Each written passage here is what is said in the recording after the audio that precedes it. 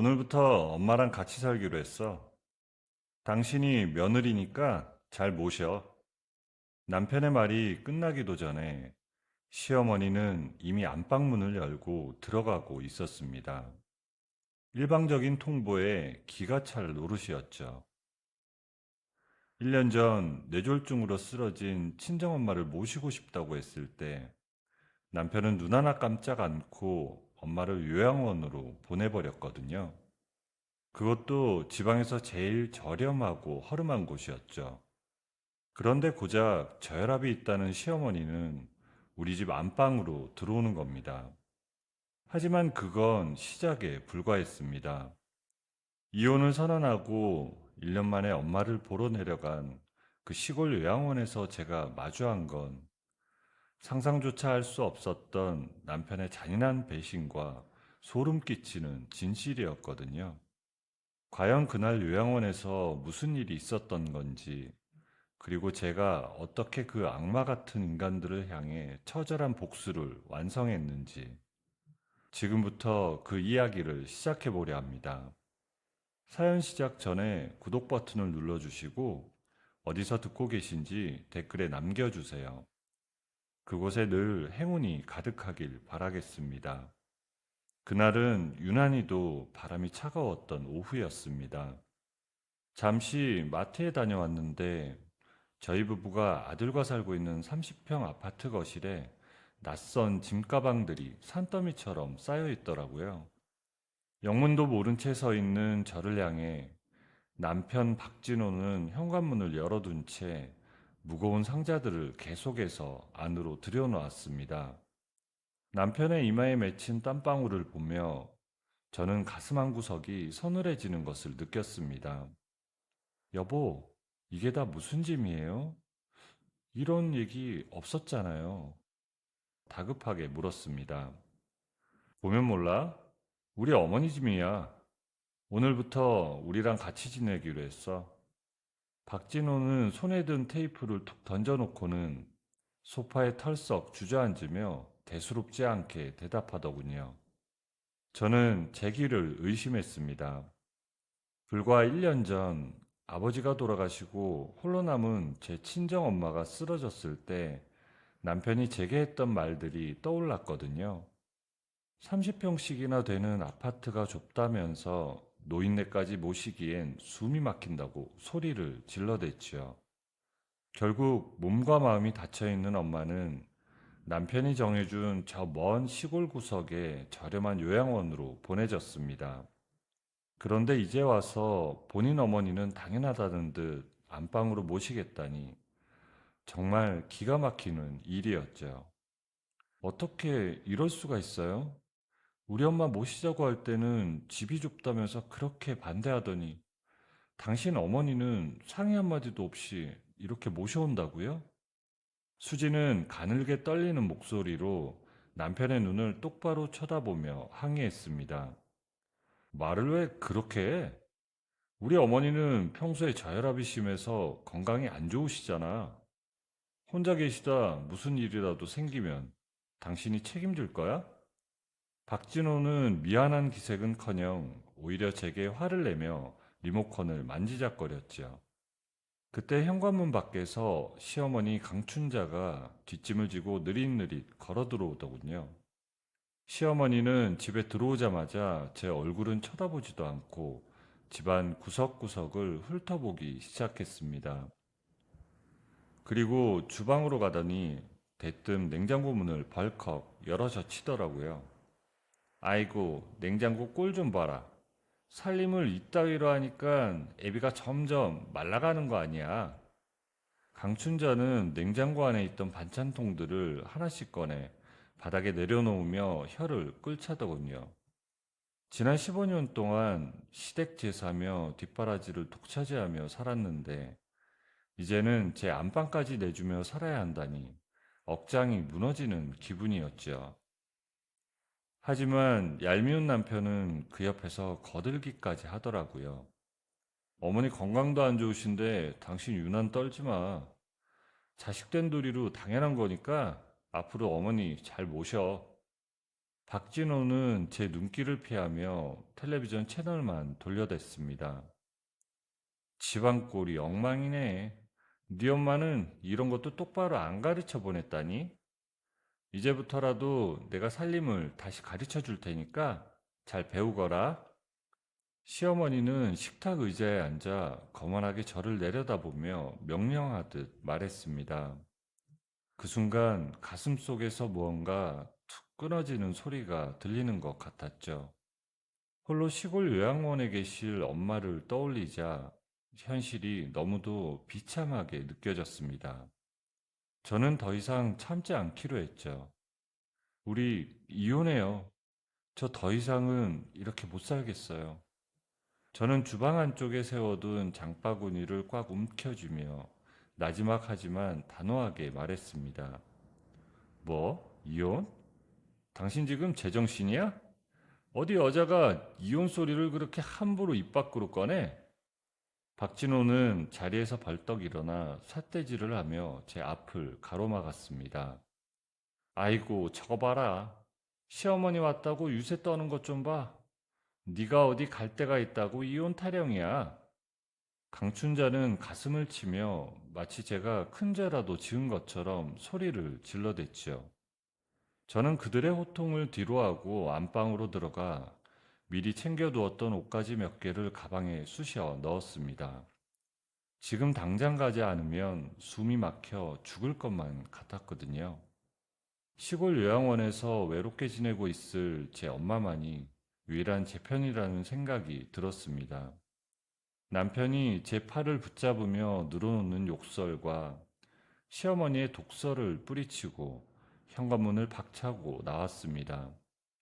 쏟아지는 빗속을 뚫고 4시간 동안 쉬지도 않고 차를 몰았습니다. 제 눈물인지 빗물인지 모를 것들이 제 시야를 가로막았지만 저는 오직 엄마가 계신 요양원만을 향해 달렸지요. 차에서 내리자마자 제 코끝을 찌른 건 오래된 건물 특유의 곰팡이 냄새와 비릿한 냄새가 섞인 낡고 허름한 건물의 냄새였습니다.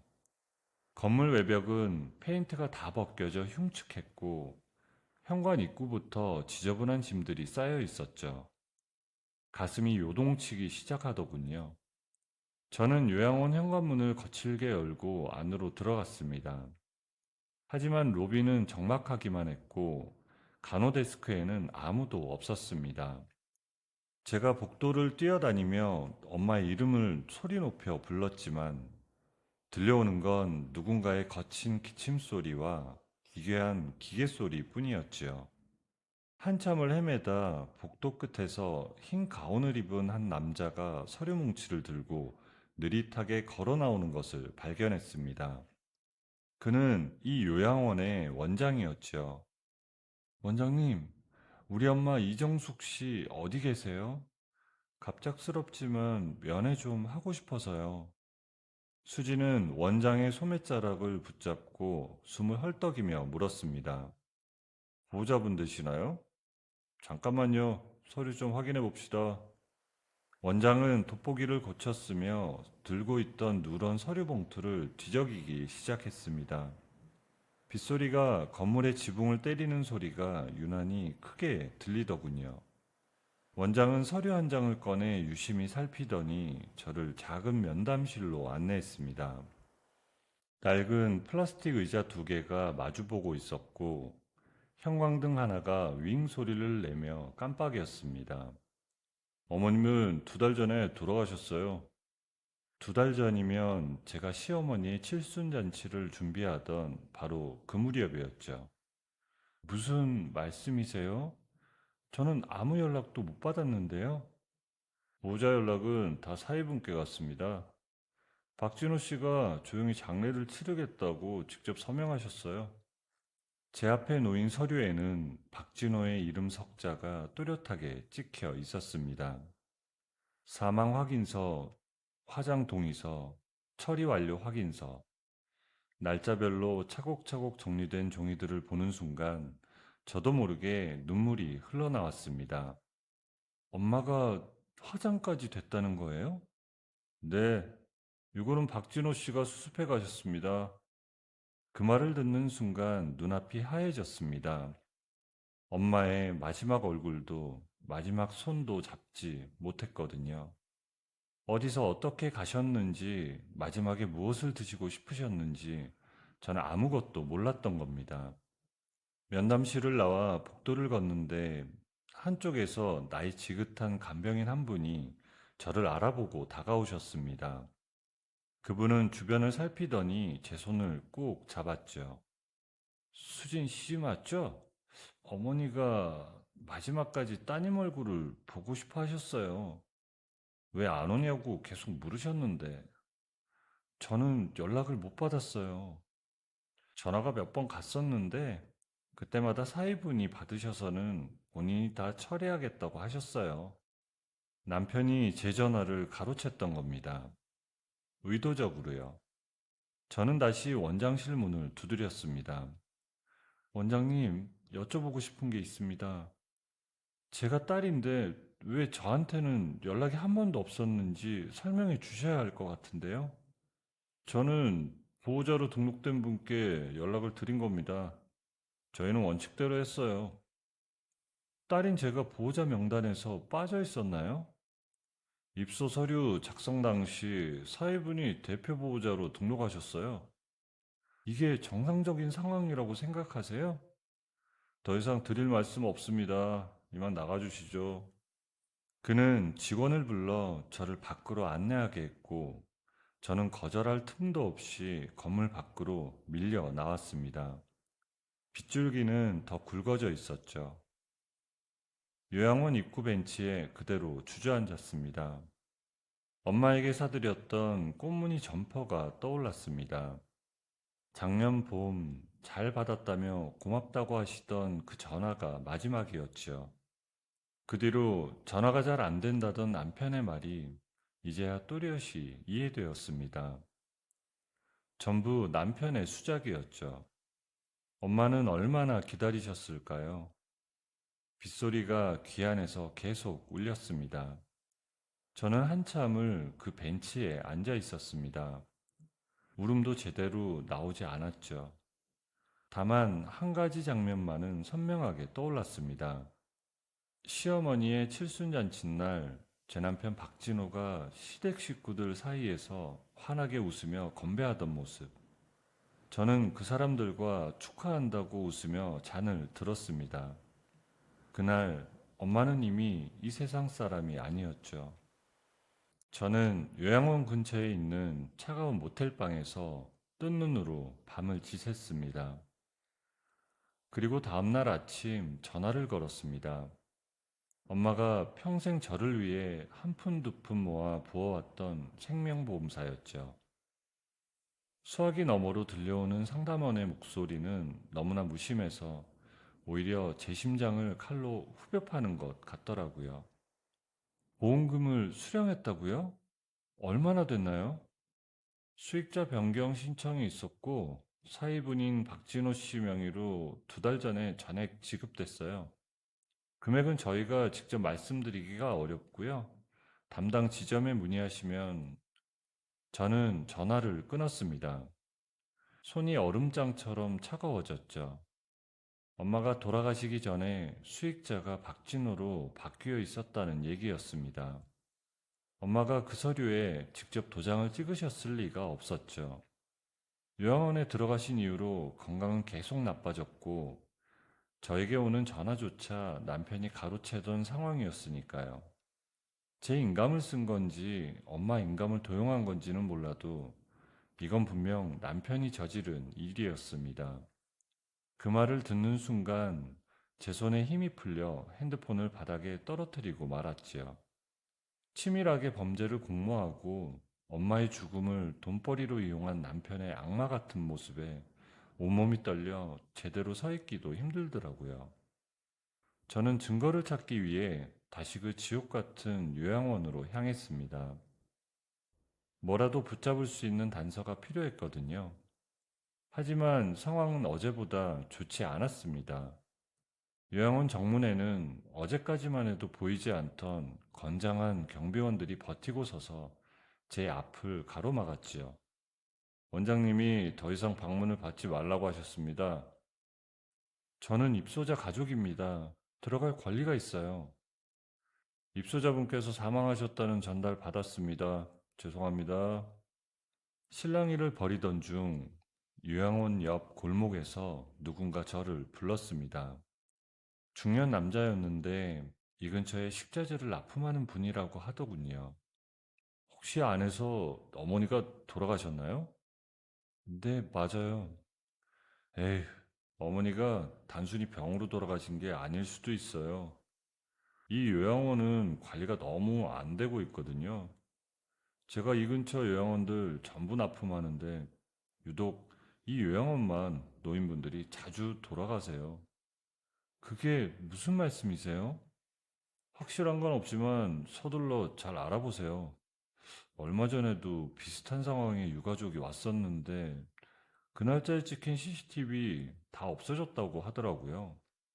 그 말을 듣는 순간 가슴이 쿵 내려앉는 소리가 들리는 것 같았습니다. CCTV가 지워졌다는 건 누군가 의도적으로 없앴다는 뜻이었으니까요. 그때 문득 남편이 몇 달 전 했던 말이 머릿속을 스쳤습니다. 요즘 사업이 좀 힘들어. 자금이 딱 막혀서 답답하다. 그러면서도 시어머니의 칠순잔치는 얼마나 화려하게 치러졌는지 모릅니다. 호텔 연회장을 빌리고 손님을 수십 명 불러 모아 금팔찌를 두르고 웃던 장면들이 떠올랐죠. 그 돈이 어디서 났는지 그때는 몰랐습니다.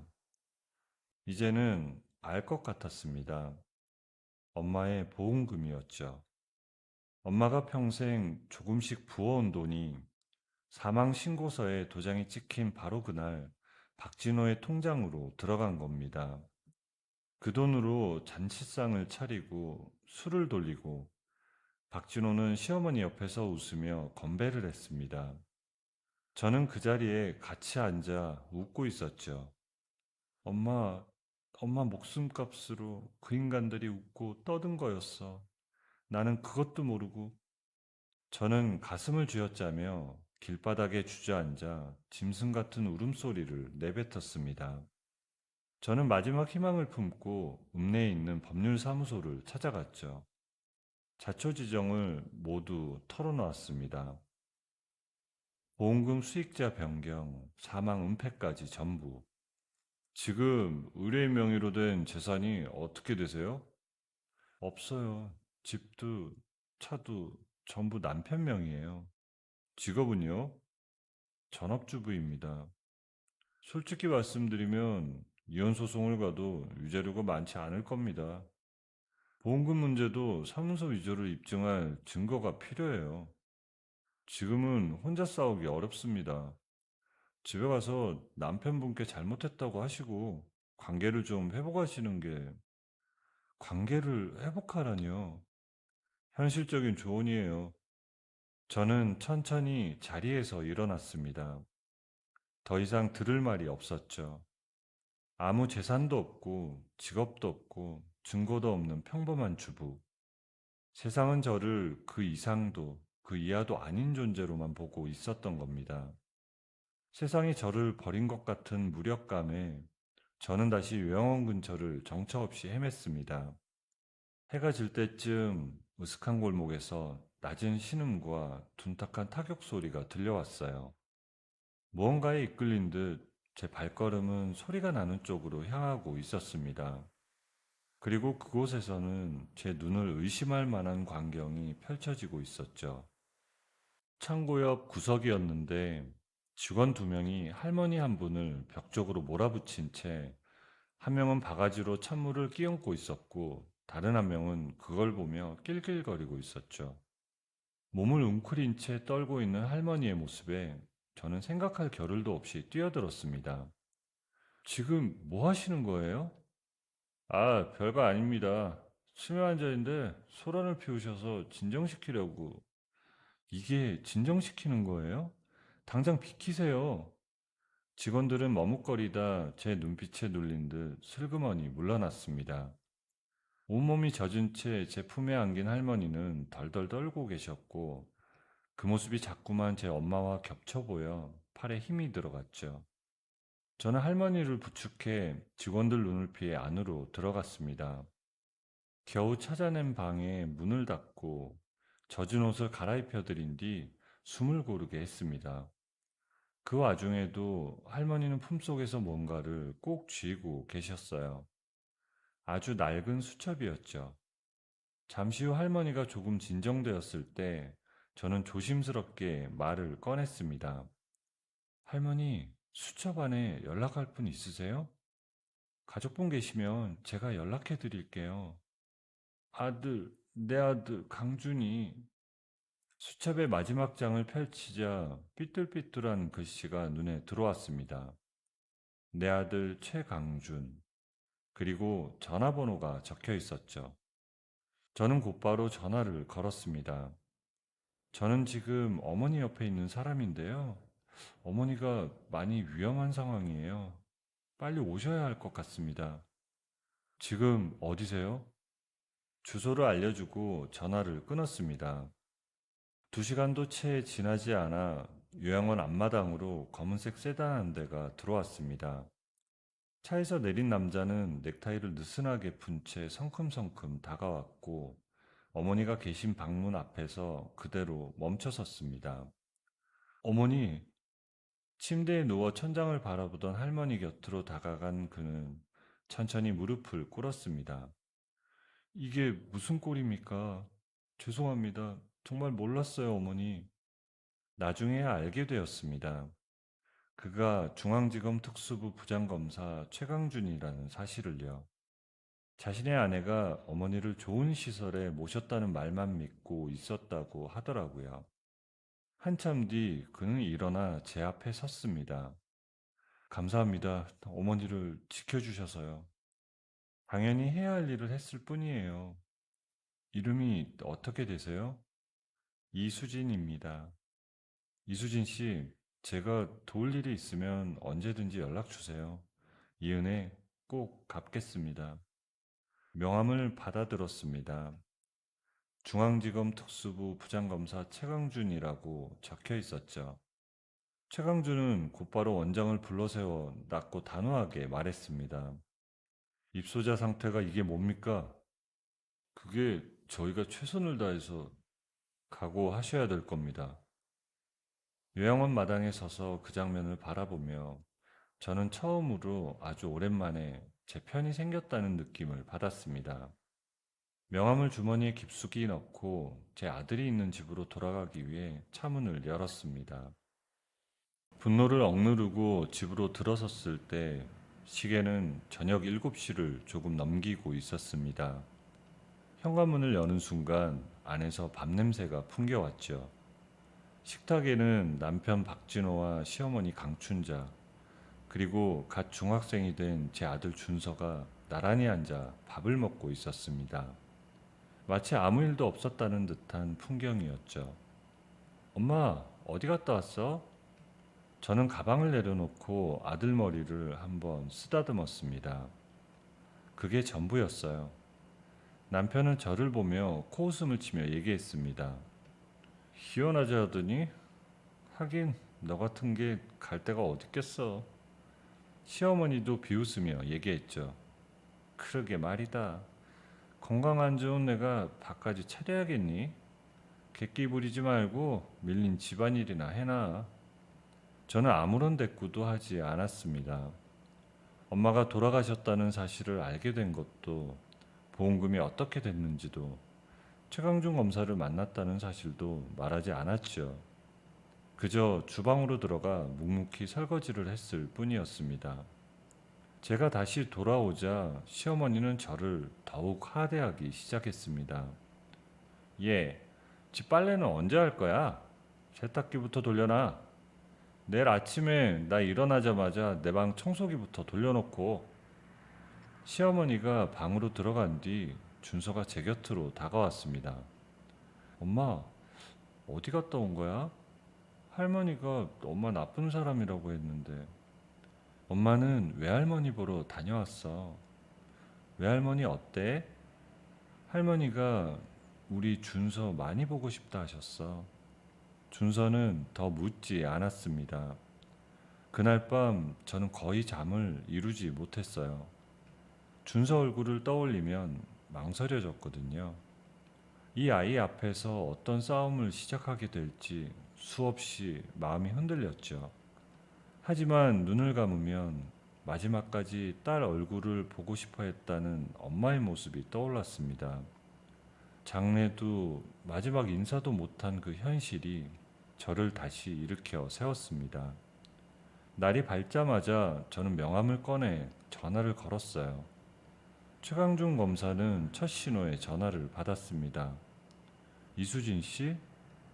안녕하세요, 최강준 씨. 부탁드릴 게 있어서 연락드렸어요. 저는 엄마의 사망 은폐, 보험금 수익자 변경, 삭제된 CCTV, 변호사에게서 들은 말까지 전부 털어놓았습니다. 인감도용이 있었다면 사문서 위조예요. 파렴치한 인간이네요. 하지만 저한테는 증거가 없어요. 제가 소개해드릴 변호사가 있어요. 이혼 소송은 그 친구한테 맡기면 될 거예요. 수임료는 제가 부담하죠. 그리고 요양원 수사는 이미 시작됐어요. 거기서 나오는 것들이 이수진 씨 사건과 연결될 수 있어요. 며칠 뒤 그가 소개해준 변호사를 만났습니다. 그는 이전에 만난 변호사와는 달랐죠. 서류를 꼼꼼히 살피며 문제 삼을 수 있는 지점을 하나씩 짚어주었습니다. 그 지휘 아래 저는 집안을 조심스럽게 살폈습니다. 박진호는 꼼꼼한 사람이었지만 오래된 습관까지 지우지는 못했더군요. 서재 책상 서랍 안쪽에서 비밀 장부를 찾아냈습니다.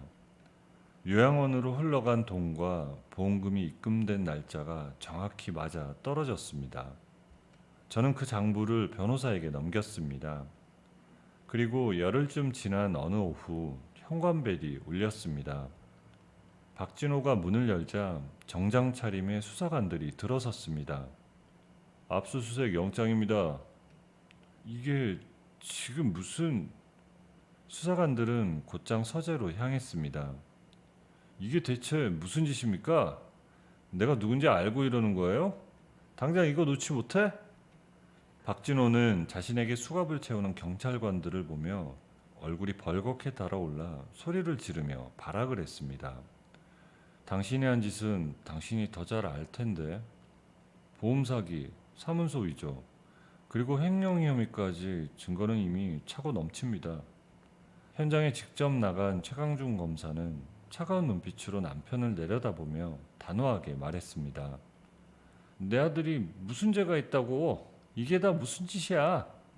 그러더니 저를 향해 달려들었습니다. 네 년이 무슨 짓을 한 거지? 내 아들 망치려고 작정한 거냐? 저는 한 발도 물러서지 않았습니다. 시어머니의 손목을 붙잡아 옆으로 밀쳐냈죠.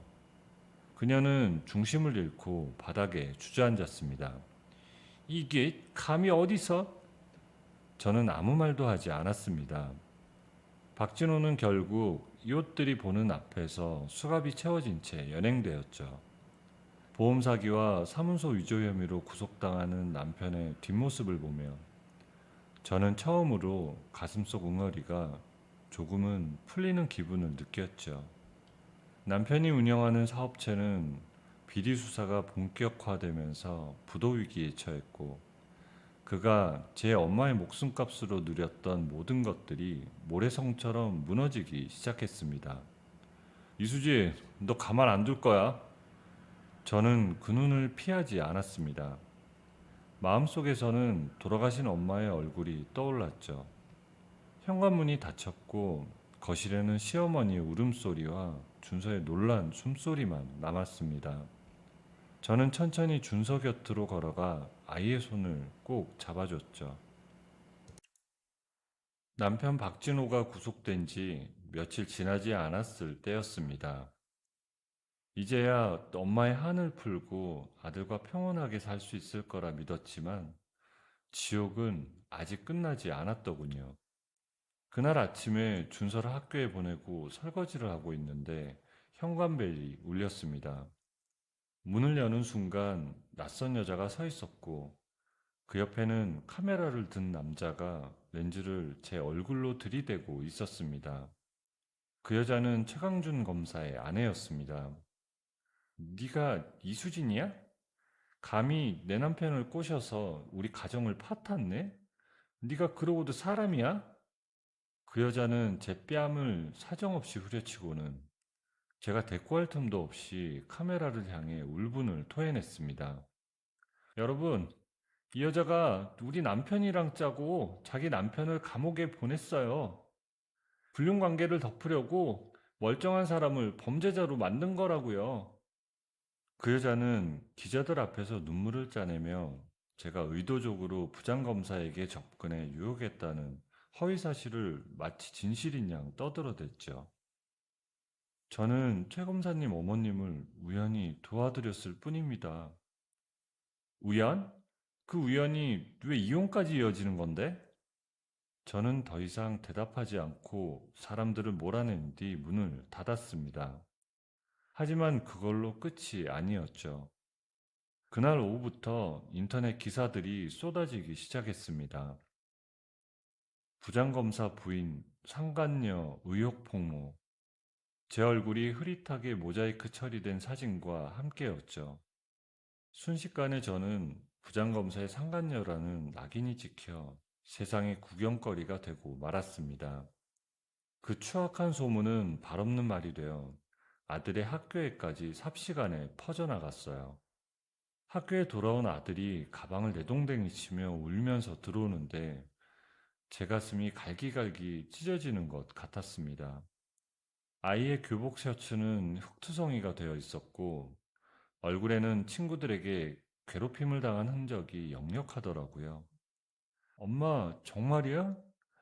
엄마가 정말 바람나서 아빠를 감옥에 보낸 거야? 친구들이 다 엄마 보고 더러운 여자래. 아들은 저를 밀쳐내며 방으로 들어가 문을 걸어 잠그고는 서럽게 울어댔습니다. 한편 그 시각 이 소식을 들은 시어머니 강춘자는 기다렸다는 듯이 날뛰기 시작하더라고요.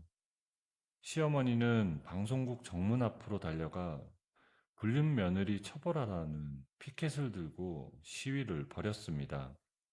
지나가는 사람들을 붙잡고 제욕을 해대는데 그 광경을 취재한 기자를 통해 제 이야기는 자극적인 특집 기사로 세상에 알려지게 되었지요. 그 영상 아래에는 수없이 많은 비난이 달리고 있었습니다. 저는 더 이상 댓글을 읽지 못하고 화면을 껐습니다. 설상가상으로 최강준 검사마저 검찰 내부 감찰을 받게 되었다는 소식이 들려왔죠. 이수진 씨, 당분간 연락이 어려울 수 있습니다. 제가 감찰을 받게 돼서요. 저 때문에 죄송합니다. 괜찮을까요? 모르겠습니다. 최대한 빨리 정리해보겠습니다. 전화가 끊겼습니다. 그날 저녁 박진호 측 변호인이 보낸 서류가 도착했습니다. 결혼 초 임신 때문에 극심한 스트레스로 받았던 상담 기록이 망상 증세로 교묘히 왜곡돼 있었죠. 그들은 제가 제출한 모든 증거와 증언을 미친 여자의 헛소리로 몰아갈 준비를 하고 있었습니다. 며칠 뒤에는 최강준 검사의 아내가 보낸 소장이 도착했습니다. 상간녀 위자료 청구. 금액을 보는 순간 눈앞이 캄캄해졌습니다. 그때 준서가 제 방문을 두드렸어요. 엄마, 아빠가 나한테 전화했어. 엄마가 나쁜 사람이라고 했어. 준서야, 그게 아니야. 준서는 방 안으로 들어와 침대 끝에 앉았습니다. 아이의 얼굴은 지칠 대로 지쳐 있었죠. 엄마, 진짜로 잘못한 거 없어? 엄마는 잘못한 게 없어. 하지만 지금은 엄마 말만 믿어달라고 하기가 어렵다는 것도 알아. 시간이 좀 걸릴 거야. 준서는 아무 말 없이 방을 나갔습니다. 그 뒷모습을 보며 저는 눈을 꼭 감았죠. 세상이 온통 저를 손가락질하며 벼랑 끝으로 밀어넣던 어느 날 오후였어요. 희망이라곤 보이지 않던 병원 대기실에서 넋을 놓고 앉아 있는데 최강준 부장검사에게서 다급한 연락이 왔습니다.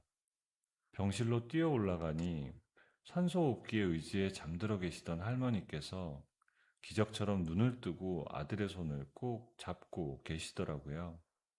그 흐릿하던 눈동자에 생기가 돌더니 할머니는 옆에 서 있던 저를 보며 힘겹게 입을 떼셨습니다.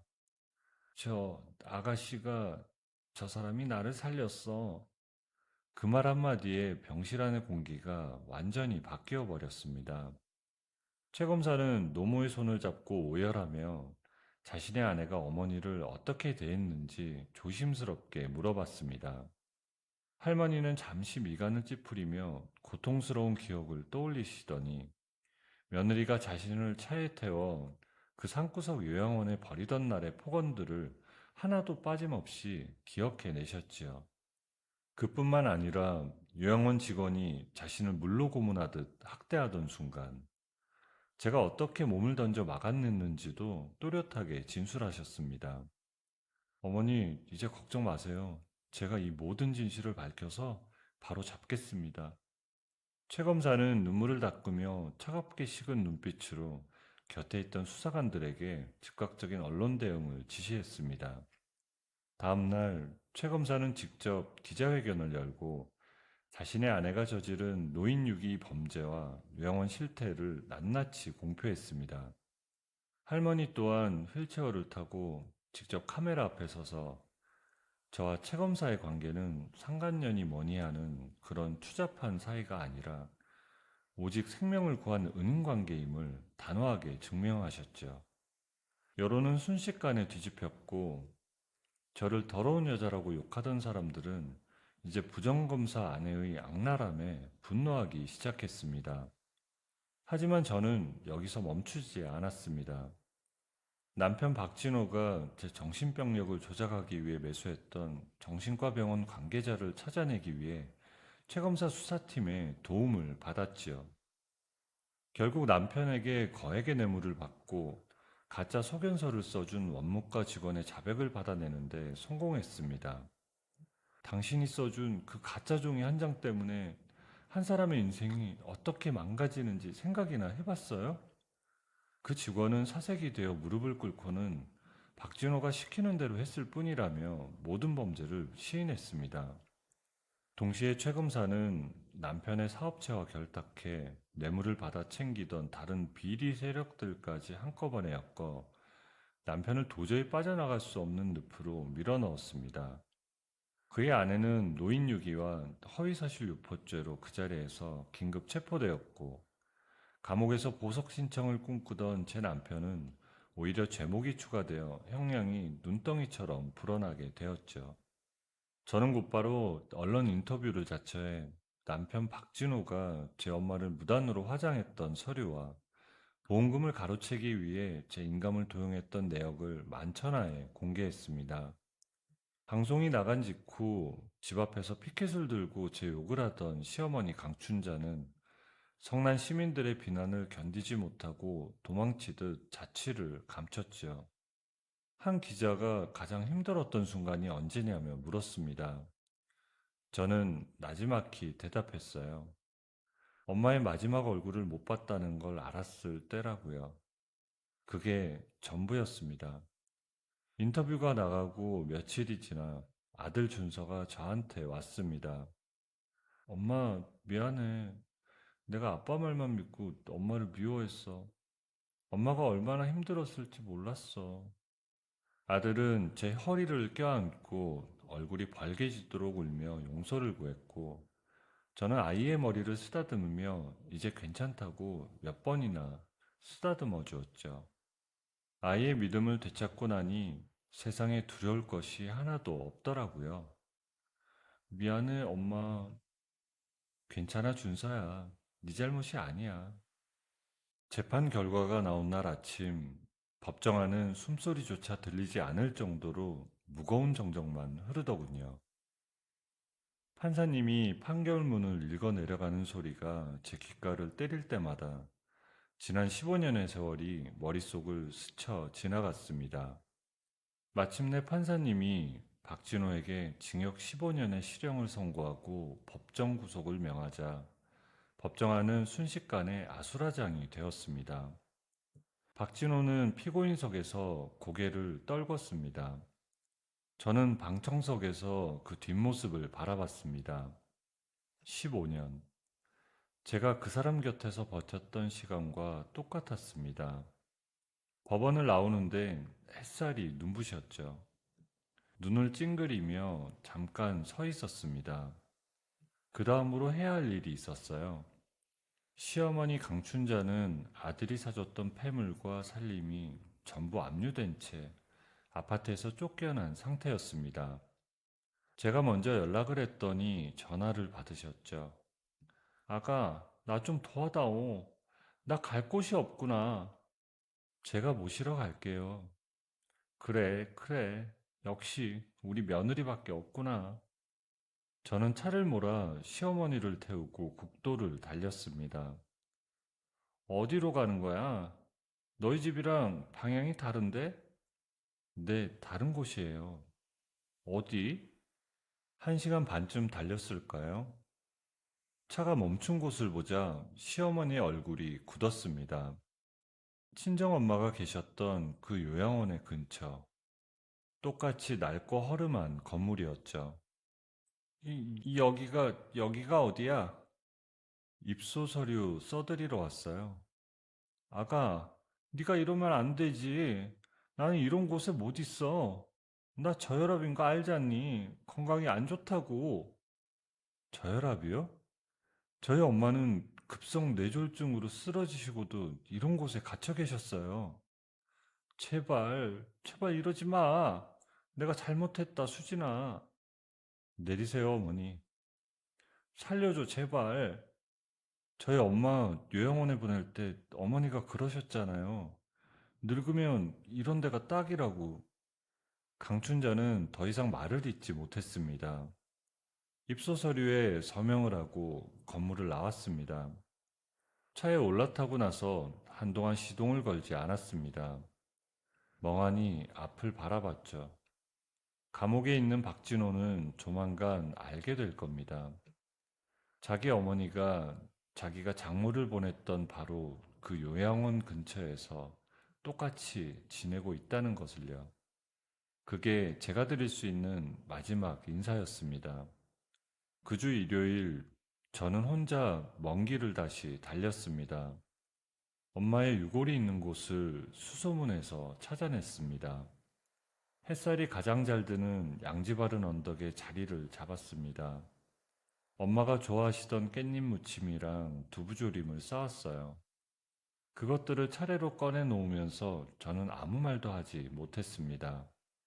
엄마, 여기 어때? 햇볕 잘 들지? 바람이 불었습니다. 돌아오는 길에 최강준 검사에게서 문자가 왔습니다. 어머니 모시고 고향 내려갑니다. 당신은 세상에서 가장 강한 딸이었어요. 건강하세요. 저는 문자를 읽고 휴대폰을 내려놓았습니다. 이제 와서 돌이켜보면 15년이라는 긴 세월 동안 저는 제가 누군지도 잊은 채 그저 시댁 식구들을 위한 도구처럼 살아왔더라고요. 하지만 엄마의 억울한 죽음과 남편의 잔인한 배신을 마주하며 비로소 깨달았습니다. 나를 지키고 내 소중한 사람을 지킬 수 있는 힘은 결국 제 안의 용기에서 나온다는 걸 말이죠. 지옥 같던 폭풍우가 지나간 뒤 저는 이제 아들과 함께 소박하지만 따뜻한 백반집을 꾸려나가고 있습니다. 누군가의 아내가 며느리가 아닌 오직 이수진으로 불리는 지금 이 순간이 제 생에 가장 평온하고 행복하거든요. 혹시 지금 말 못할 고통 속에 계신 분이 있다면 제 이야기가 작은 위로와 힘이 되었으면 좋겠습니다. 당신은 충분히 귀하고 강한 사람이니까요. 여러분, 오늘의 이야기를 어디서 듣고 계신가요? 구독 버튼을 눌러주시고 댓글에 남겨주시면 감사한 마음으로 인사드리겠습니다. 감사합니다.